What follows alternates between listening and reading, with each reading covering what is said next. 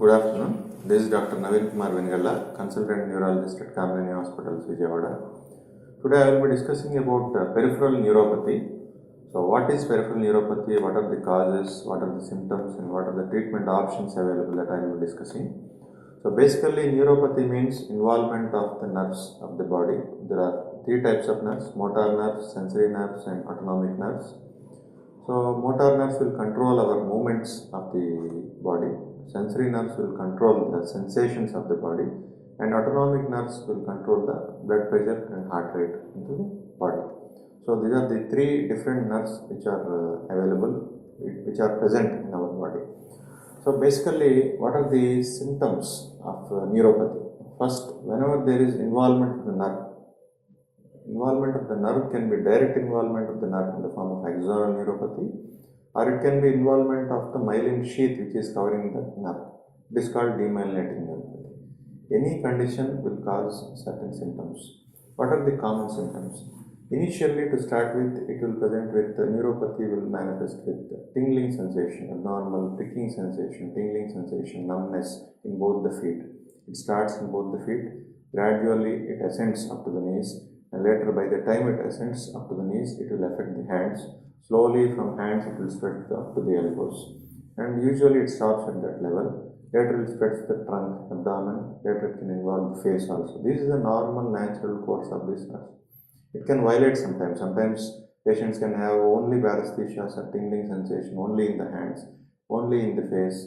Only sometimes nerves can be affected in the this face can present with difficulty in swallowing. Only facial nerves, nerves in the face part and neck part can get affected. So these are the variations, but usually it starts with both the lower limbs, spreads upwards up to knee, later starts with hands, spreads up to elbows, and later up to trunk and face. This is the common presentation. Once the sensory symptom starts, if you don't recognize them, if you don't treat them properly, so it will further worsen and it will then involve the motor nerves. When the motor nerves are involved, it will present with weakness of both the limbs. Patient will have difficulty in holding chappals, he will not be able to walk properly, he will have a problem in getting up from the sitting position. Sometimes later it becomes difficult for him to hold objects with the hand, not able to mix food, not able to button, unbutton, and not able to lift some heavy weights above the chest level. So these are all the motor symptoms. Later, if you don't treat them, autonomic nerves sometimes can be involved, resulting in fluctuations in the blood pressure. Whenever they stand, there will be fall in the BP and they might become, they can fall down because of the low BP. So these are all the different manifestations of the neuropathy. So whenever you identify these symptoms, you need to show immediately to your concerned neurologist.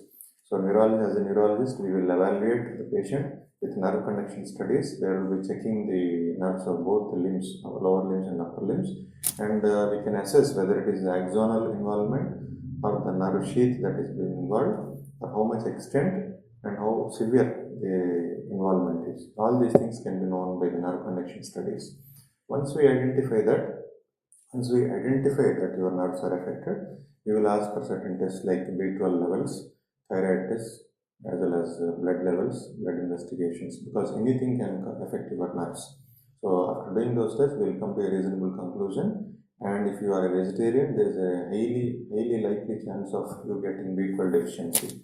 So we will prescribe you B12 injections every week for about 8 to 10 weeks. If anything else comes positive, we will treat that. Apart from these things, the most common thing is diabetes and alcohol consumption are the most common causes of neuropathy. So you need to control your diabetes strictly, avoid alcohol at all possible circumstances, and try to eat healthy food.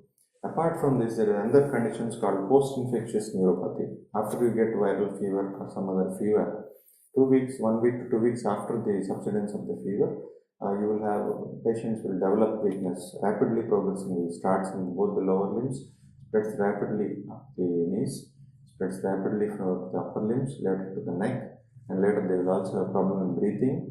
They will require ventilatory support. It all progresses over 1 week to 2 weeks, and they will be in a very critical state requiring ventilatory support. This is a very dangerous situation, and it is treatable if we are able to identify it early.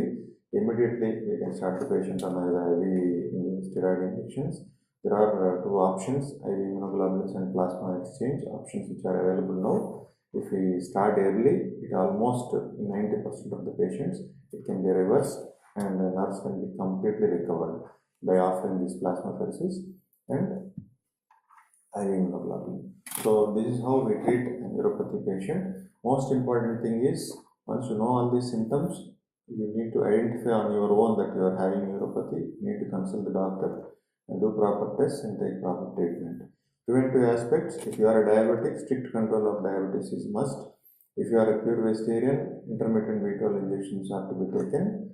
And if you are smoking or taking alcohol, you need to stop immediately. And you should have a good exercise schedule. You need to walk properly daily, take good amount of vegetables and fruits regularly. This will in turn protect your nerves and prevent you from developing further damage to your nerves. Thank you.